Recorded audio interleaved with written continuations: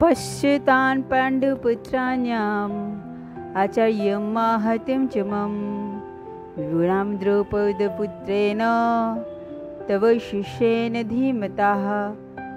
অনুবাদ।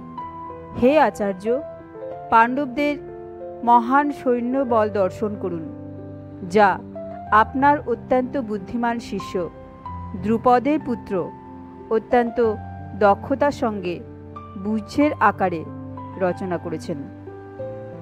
তাৎপর্য: চতুর কূটনীতিবিদ দুর্যোধন মহৎ ব্রাহ্মণ সেনাপতি দ্রোণাচার্যকে তার ভুল ত্রুটিগুলো দেখিয়ে দিয়ে তাকে সতর্ক করে দিতে চেয়েছিলেন।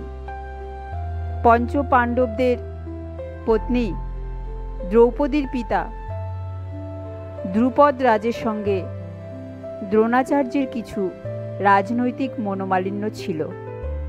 এই মনোমালিন্যের ফলে দ্রুপদ এক যজ্ঞের অনুষ্ঠান করেন এবং সেই যজ্ঞের ফলে তিনি বরলাভ করেন যে তিনি এক পুত্র লাভ করবেন, যে দ্রোণাচার্যকে হত্যা করতে সক্ষম হবে।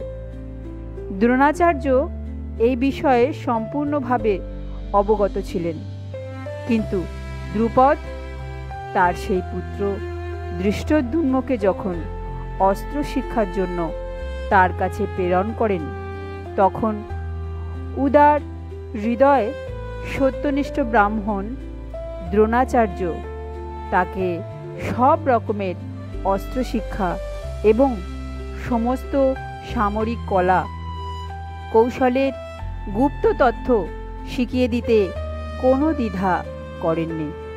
এখন কুরুক্ষেত্রের যুদ্ধক্ষেত্রে ধৃষ্টদ্যুম্ন পাণ্ডবদের পক্ষে যোগদান করেন এবং পাণ্ডবদের সৈন্যসজ্জা তিনি পরিচালনা করেন, যেই শিক্ষা তিনি দ্রোণাচার্যের কাছ থেকেই পেয়েছিলেন।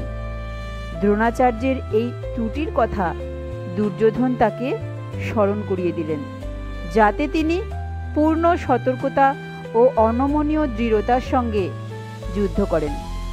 দুর্যোধন মহৎ ব্রাহ্মণ দ্রোণাচার্যকে এটিও মনে করিয়ে দিলেন যে পাণ্ডবদের, বিশেষ করে অর্জুনের বিরুদ্ধে যুদ্ধ করতে তিনি যেন কোনো রকম কোমলতা প্রদর্শন না করেন, কারণ তারাও সকলে তার প্রিয় শিষ্য।